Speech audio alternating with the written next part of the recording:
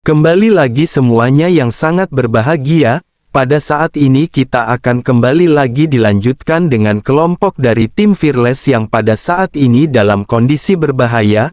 Feng Xichan memerintahkan Fu Qinghan untuk menyerang Long Yi yang pada saat ini telah berubah ke wujud aslinya. Fu Qinghan pada saat ini mengangguk begitu mendengar perintah Feng Xichan sebelum akhirnya mengulurkan tangannya dan menekannya ke udara. Fu Qinghan pada saat ini mengeluarkan domain miliknya yang bernama kelahiran kembali ke alam beracun. Tiba-tiba serangga beracun yang tidak terhitung jumlahnya muncul dan menyerbu ke arah Long Yi. Mereka bertiga sudah memutuskan untuk menghabisi Long Yi saat ini. Long Yi hanya bisa melawan dengan keras kepala pada saat yang sama. Kekuatannya saat ini masih berada di langkah ke-9 keabadian Kaisar dan dirinya telah berada di puncak langkah ke-9 untuk waktu yang lama. Long Yi pada saat ini mengeluarkan raungan naga yang mengguncang bumi seolah-olah seluruh bintang bergetar hebat, namun pada saat ini aura yang kuat terpancar dari tubuh Long Yi dan menyebar dengan cepat. Satu sisi mata naganya seperti bulan sementara sisi lainnya seperti matahari berwarna merah. Long Yi membuka dan menutup matanya lagi dan ketiga sosok yang berhadapan dengan Long Yi terlempar mundur. Semua serangga beracun di tubuh mereka berubah menjadi ketiadaan dan menghilang. Long Yi memanfaatkan krisis ini dan berhasil menerobos ke tingkat pertama keabadian dewa. Pada saat terobosan Long Yi mendorong ketiga orang itu untuk mundur, ketiga sosok itu juga tampak ketakutan sementara Feng Xichan merasa bahwa dirinya terlalu gegabah dan meremehkan kemampuan bertarung Long Yi. Feng Xichan memutuskan untuk bergegas pergi, dirinya berteriak ketika memerintahkan kelompoknya untuk segera mundur. Sosoknya seketika melesat diikuti oleh dua wanita yang berada di belakangnya.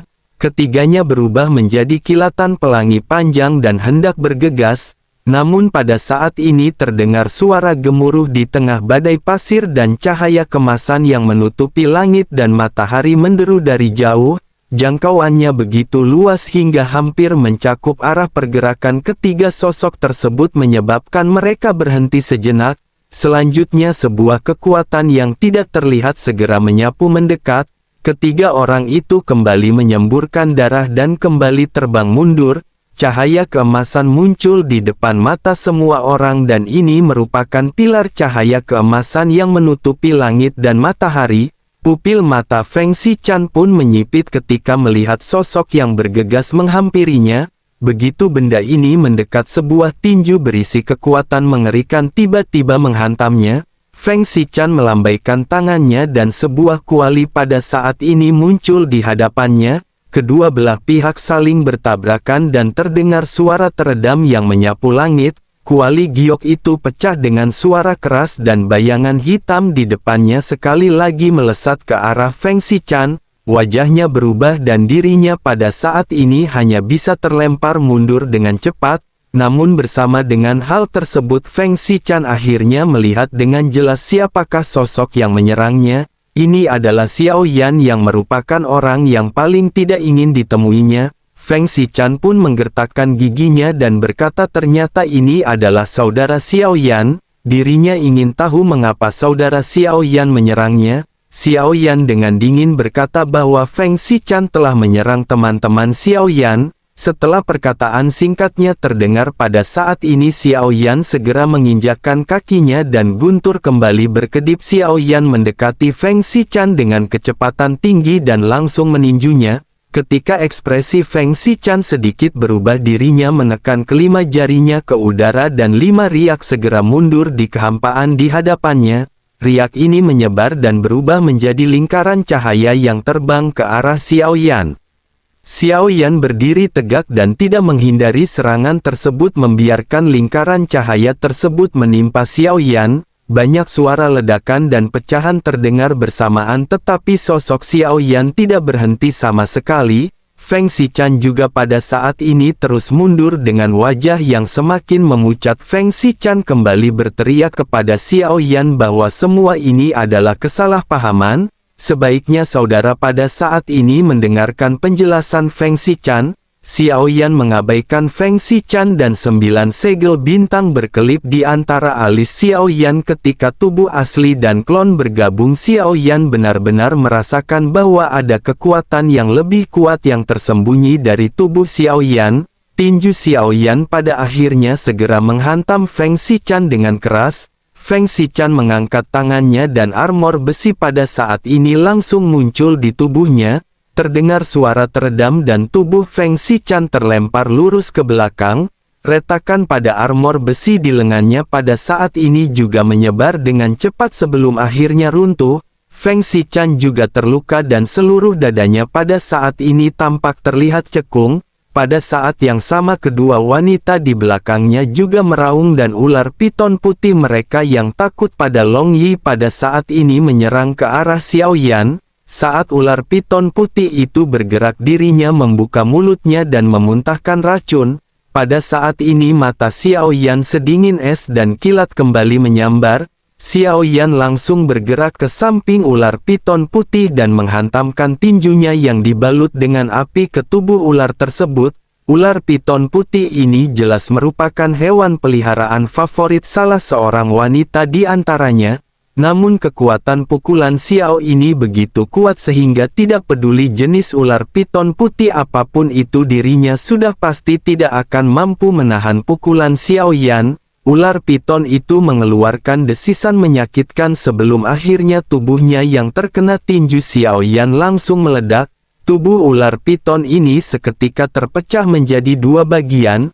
Mata Fu Qinghan menyipit dan dirinya bergegas maju untuk memeriksa ular piton miliknya. Selanjutnya dirinya menatap ke arah Xiao Yan dengan tatapan penuh kebencian. Sementara itu wanita lainnya saat melihat ular piton yang dihancurkan oleh Xiao Yan sosoknya tidak berani melakukan tindakan. Dirinya sama sekali tidak berani mengeluarkan katak guntur miliknya untuk berhadapan dengan Xiao Yan. Sementara itu di sisi lain setelah merasakan kekuatan bertarung Xiao Yan, Feng Xichan mengerti bahwa Xiao Yan belum sepenuhnya menggunakan kekuatan tempurnya. Tidak menjadi permasalahan bagi Xiao Yan untuk melawan 3 orang sendirian. Terlebih lagi dirinya juga melihat tanda yang berkedip di antara alis Xiao Yan pada saat sebelumnya. Meskipun dirinya tampaknya tidak mengetahui apakah itu dirinya dapat menyimpulkan bahwa tubuh Xiao Yan telah mencapai tingkat keabadian, kekuatan fisik Xiao Yan beserta dengan kekuatan kultivasinya tampaknya telah mencapai tingkat keabadian dewa, kekuatan tempurnya berada di luar kemampuan mereka untuk dihadapi. Dalam pertempuran singkat sebelumnya Feng Xichan benar-benar hampir hancur total oleh serangan Xiao Yan meskipun sosoknya terluka parah. Feng Xichan pada saat ini mendatangi Xiao Yan dan membongkok dalam-dalam sambil menangkupkan tangannya. Feng Xichan berkata bahwa dirinya berharap saudara pada saat ini tenang, mereka mengakui kesalahan mereka. Jika saudara mengampuni nyawa mereka, mereka akan membawa saudara ke tempat binatang buas luar angkasa yang berbahaya yang seperti sebelumnya disebutkan. Semua kristal waktu dan ruang yang mereka miliki juga akan diberikan kepada Xiao Yan. Mereka benar-benar tidak tahu bahwa orang ini adalah teman Xiao Yan. Mereka benar-benar meminta maaf karena mereka telah menyinggung Xiao Yan atas hal ini. Xiao Yan melirik Feng Xichan dengan acuh tak acuh sebelum akhirnya berbalik menatap ke arah Long Yi yang telah berubah menjadi tubuh asli Zhu Jiuyin. Sosok besar yang menutupi langit dan matahari memiliki fluktuasi samar yang benar-benar sangat mengejutkan. Setelah melihat Xiao Yan, semua orang di tim Fearless pada saat ini menghela nafas lega. Sementara itu tubuh asli Long Yi di langit menghilang sebelum akhirnya berubah menjadi bentuk manusia dan datang ke sisi Xiao Yan. Xiao Yan segera bertanya kepada Long Yi apakah ada sesuatu yang serius yang telah terjadi. Long Yi tersenyum bodoh dan menggaruk kepalanya sebelum akhirnya berkata bahwa Long Yi baik-baik saja. Selain itu dirinya telah lama tidak mampu menerobos keabadian para dewa. Namun pada akhirnya hari ini dirinya telah berhasil menerobos keabadian para dewa di dalam pertempuran. Xiao Yan menghela nafas dan berpikir tampaknya pengepungan 3 orang sebelumnya memberi inspirasi pada Long Yi. Selain dari krisis hidup dan matinya sendiri karena semua anggota tim Fearless ada di sini, Long Yi berprinsip bahwa dirinya tidak bisa mati dan tekad inilah yang membawanya keluar dari pengepungan dan berhasil menerobos ke keabadian para dewa. Dengan hal ini Long Yi pada akhirnya menjadi salah satu pasukan tempur teratas di dunia Senshi.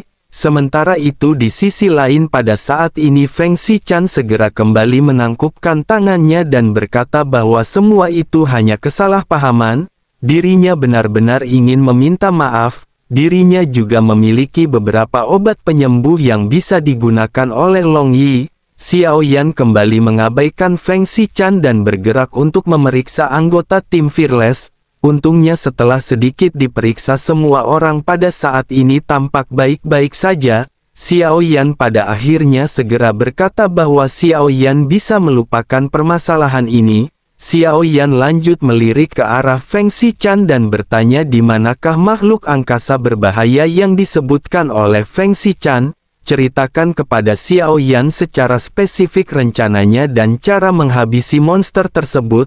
Feng Xichan dengan penuh hormat pada saat ini menghela nafas dan luka-luka di tubuhnya berangsur pulih, dadanya yang cekung juga kembali normal tetapi ekspresinya tampak dipenuhi dengan perasaan lebih hormat kepada Xiao Yan. Feng Xichan pun segera menjelaskan bahwa bintang itu berada di sebelah bintang ini dan bintang tersebut disebut dengan bintang iblis kuno. Binatang luar angkasa berbahaya di sana disebut dengan kupu-kupu neraka.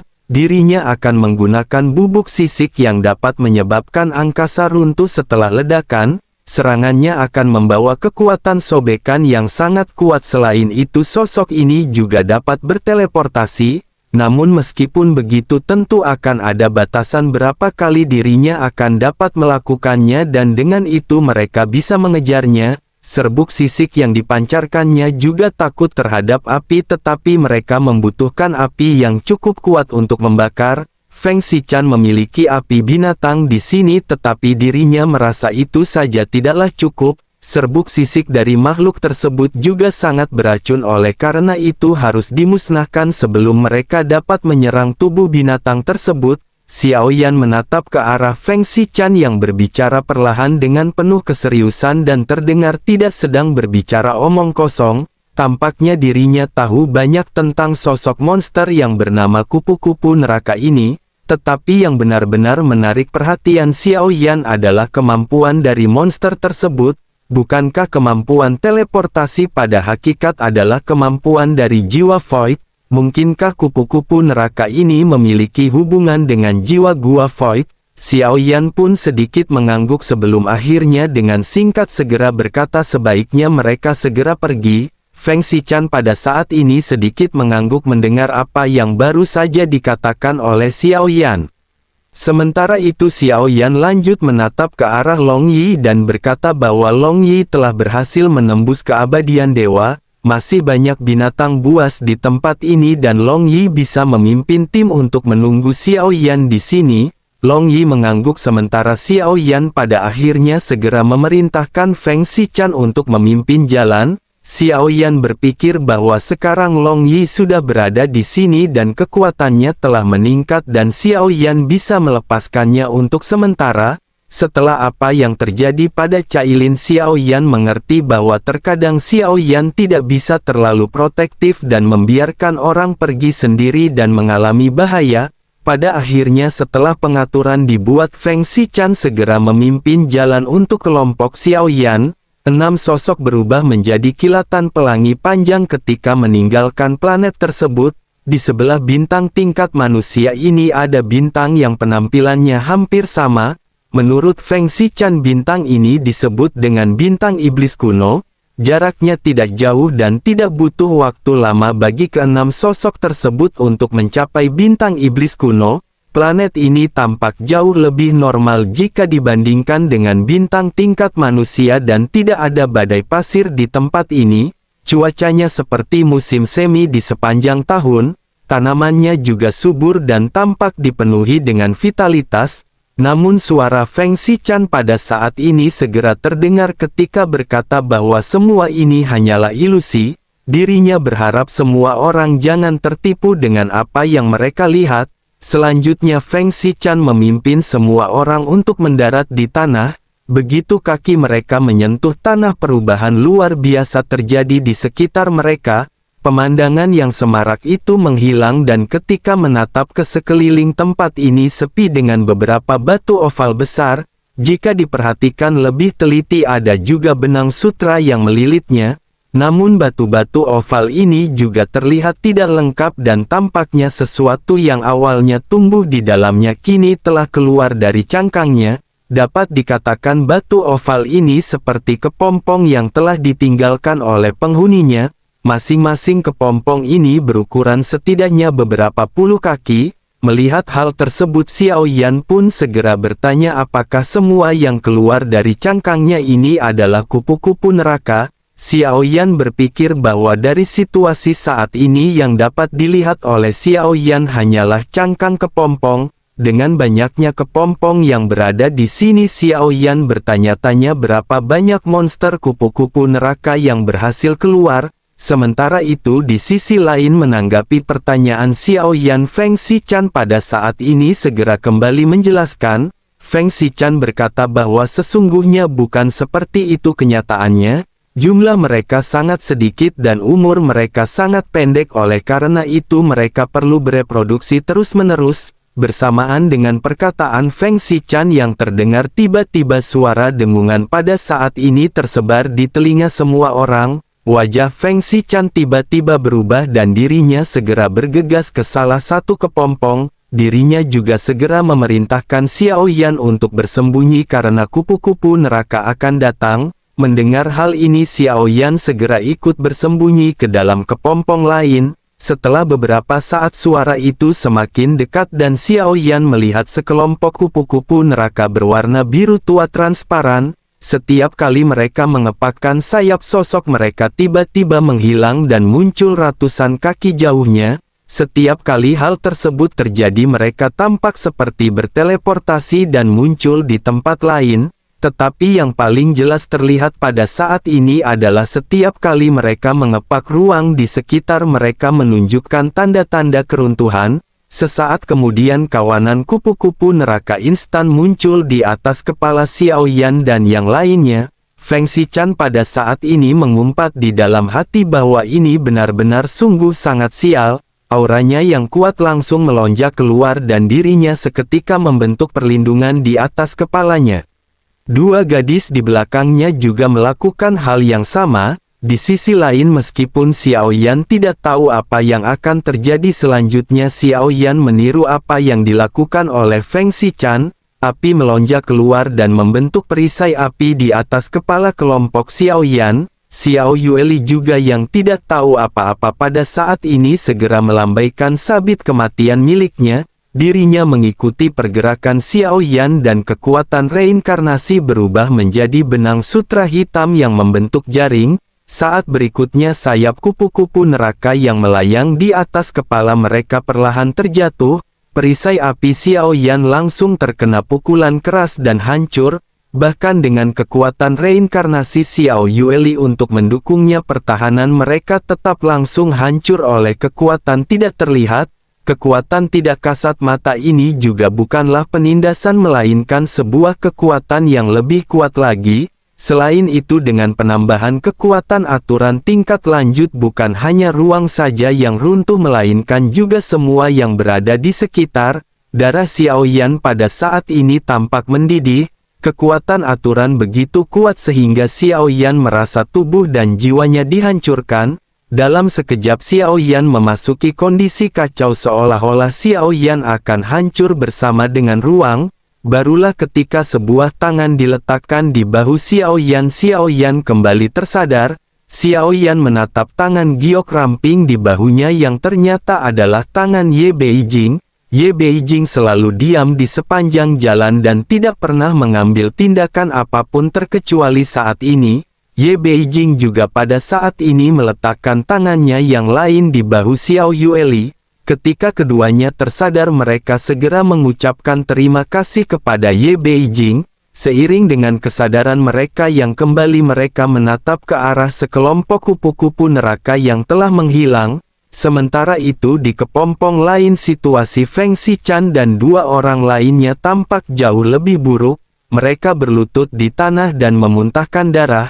Dapat dikatakan mereka terluka serius dan setelah sedikit pulih mereka bertiga langsung duduk bersila untuk kembali memulihkan diri. Xiao Yan segera mendatangi kepompong dan bertanya kepada Feng Xichan apakah mereka adalah sosok-sosok yang ingin dihabisi. Feng Xichan menghembuskan nafas busuk dan dirinya tampak tidak seberuntung kelompok Xiao Yan. Tampaknya butuh waktu yang lama bagi mereka untuk pulih dan dirinya pada saat ini menghela nafas. Selanjutnya dirinya berusaha untuk menjawab pertanyaan Xiao Yan. Dirinya menjelaskan bahwa mereka belum mencapai level bahaya. Yang ingin mereka bunuh adalah Raja Kupu-Kupu Neraka dari Raja Kupu-Kupu Neraka itu sendiri. Feng Xichan lanjut berdiri dan merapikan pakaiannya yang acak-acakan sebelum akhirnya kembali menatap ke arah Xiao Yan. Xiao Yan lanjut memperhatikan Feng Xichan yang tampaknya tidak mengalami cedera apapun dan hal ini sedikit mengejutkan Xiao Yan. Sementara itu Feng Xichan segera kembali menjelaskan bahwa yang mereka temui sebelumnya hanyalah kupu-kupu neraka yang masih muda. Sementara itu yang akan mereka bantai adalah mereka yang telah mencapai level kritis yang merupakan Raja Kupu-Kupu Neraka. Xiao Yan mengerutkan kening sebelum akhirnya bertanya lebih lanjut apa yang terjadi setelah mereka berhasil menghabisi sosok-sosok tersebut. Feng Xichan lanjut menjelaskan bahwa setelah menghabisinya mereka akan memperoleh sejumlah besar kristal waktu dan ruang. Xiao Yan mengangkat tangannya dan puluhan kristal waktu dan ruang melayang di hadapan Xiao Yan. Xiao Yan juga lanjut berkata apakah Feng Xichan berbicara tentang benda-benda ini. Xiao Yan pada saat ini juga ingin tahu apakah sesungguhnya kegunaan benda ini. Feng Xichan berkata bahwa setelah mengumpulkan kristal ruang dan waktu mereka akan dapat pergi ke lipatan ruang dan waktu berikutnya. Sekarang lipatan ruang dan waktu tempat mereka berada hampir terkumpul. Feng Xichan percaya bahwa Xiao Yan juga di sini untuk mendapatkan jiwa void. Untuk mendapatkan hal tersebut maka Xiao Yan perlu pergi ke lipatan ruang waktu tingkat yang lebih tinggi. Xiao Yan sedikitnya memahami perkataan dari Feng Xichan dan kembali bertanya berapa banyak kristal waktu dan ruang yang dibutuhkan. Feng Xichan menjelaskan bahwa dibutuhkan setidaknya 1000 kristal. Jika sudah terkumpul cukup gabungkan semuanya dan Xiao Yan akan bisa melanjutkan kelipatan ruang waktu berikutnya. Xiao Yan pada akhirnya menunjukkan ekspresi bingung mendengar apa yang dikatakan oleh Feng Xichan. Berdasarkan kekuatan Feng Xichan dan dua orang lainnya mereka seharusnya tidak perlu menghabisi binatang luar angkasa tingkat berbahaya. Menghabisi beberapa binatang luar angkasa tingkat rendah juga seharusnya akan dapat mengumpulkan jumlah seperti ini. Sementara itu di sisi lain Feng Xichan kembali menjelaskan kepada Xiao Yan bahwa dirinya berpikir Xiao Yan baru saja tiba di tempat ini. Dengan begitu sepertinya Xiao Yan tidak mengerti situasi di tempat ini. Tingkat bintang di sini dibagi menjadi manusia bumi langit dan berbahaya. Sebagian besar binatang angkasa di 3 tingkat pertama telah dijarah dan dibunuh habis, sisanya semuanya adalah makhluk-makhluk yang berada di tingkat berbahaya dan sulit untuk dihadapi.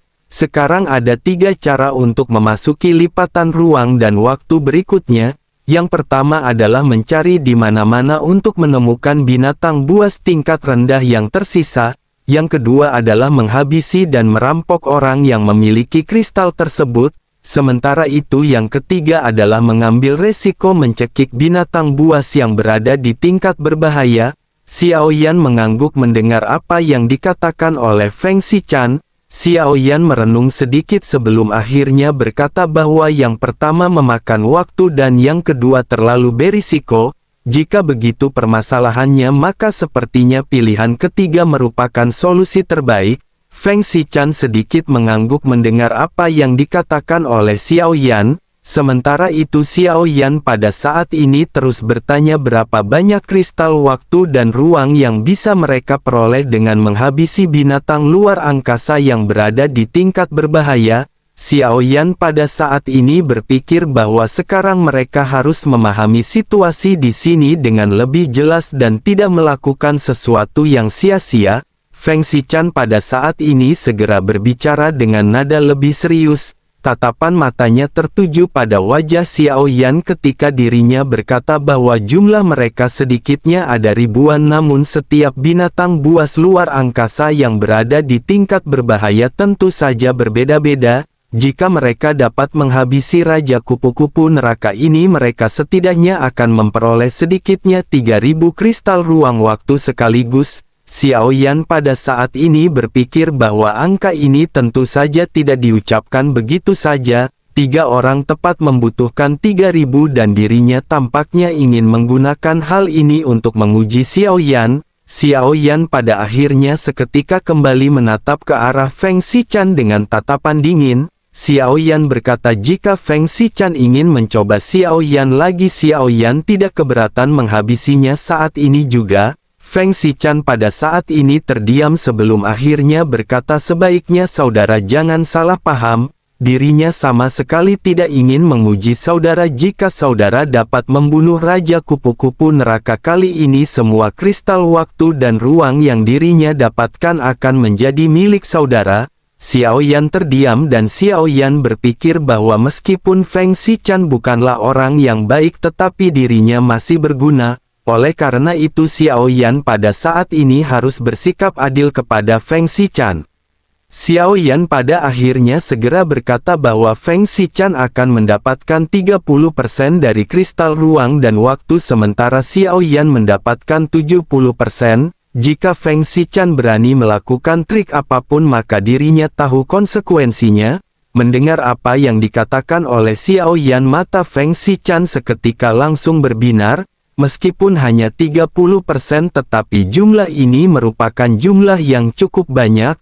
Feng Xichan kembali menangkupkan tangannya ke arah Xiao Yan dan berkata agar saudara jangan khawatir, mereka akan berusaha sekuat tenaga dan bekerja sama untuk menghabisi Raja Kupu-Kupu Neraka ini. Selanjutnya mereka hanya perlu menemukan sosok tersebut. Dibandingkan dengan sekelompok kupu-kupu neraka, Raja Kupu-Kupu ini tidak akan bergerak sesuka hati, dirinya hanya akan mengepakkan sayapnya saat menghadapi sebuah ancaman, namun seharusnya saudara sudah merasakannya juga pada saat ini, setiap kali mereka mengepakkan sayap mereka akan membangkitkan kekuatan aturan yang menghancurkan segalanya. Xiao Yan sedikit mengangguk dan bertanya apakah Feng Xichan memiliki cara untuk mengatasinya. Feng Xichan kembali berkata bahwa sebelum ini mereka sudah mencobanya sebanyak 3 kali, tetapi setiap kali mereka mencoba mereka tidak dapat menahan kekuatan kebakan sayapnya, bahkan tingkat keabadian langkah ketiga sepertinya tidak akan dapat menahannya.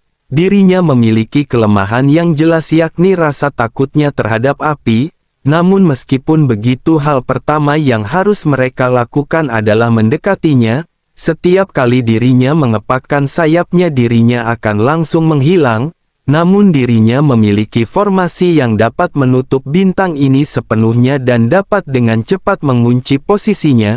Selama mereka terus mengejarnya dan menahan kekuatan kepakan sayapnya, mereka akan bisa membantainya. Hanya saja kekuatan spiritualnya tidak cukup dan dirinya khawatir dirinya membutuhkan bantuan saudara untuk menyiapkan formasi. Xiao Yan menatap ke arah Feng Xichan yang tersenyum kecut setelah mengatakan hal ini. Xiao Yan lanjut menarik damo keluar dari lengan bajunya dan dengan pemikirannya cahaya biru muncul di mata besar damo. Penyebaran cahaya biru ini sangat cepat dan seluruh bintang seketika langsung tertutupi oleh cahaya biru. Sebuah formasi tidak kasat mata dengan cepat dipadatkan dan diatur oleh damo. Pupil mata Feng Xichan tiba-tiba menyipit begitu melihat hal ini. Menurutnya formasi ini akan menjadi kartu truf terkuat bagi mereka. Tanpa kartu truf ini tidak akan mampu bagi mereka untuk menghabisi Raja Kupu-Kupu Neraka. Dirinya benar-benar tidak menyangka bahwa Xiao Yan akan dapat mengaturnya hanya dengan lambaian tangan. Sementara itu di sisi lain Xiao Yan pada saat ini segera bertanya sekarang bagaimana cara mereka menemukannya. Feng Xichan yang tertegun pada akhirnya kembali tersadar sebelum akhirnya melanjutkan dengan senyum pahit. Dirinya lanjut berkata bahwa mereka bisa menilai dari kepadatan bubuk sisik di sekitar mereka. Tanpa lokasi tepat pencarian akan sulit. Lalu setelah perbincangan dan pengaturan singkat pada akhirnya 6 sosok termasuk Feng Xichan dan 2 lainnya berangkat lagi untuk mencari Raja Kupu-Kupu Koprol.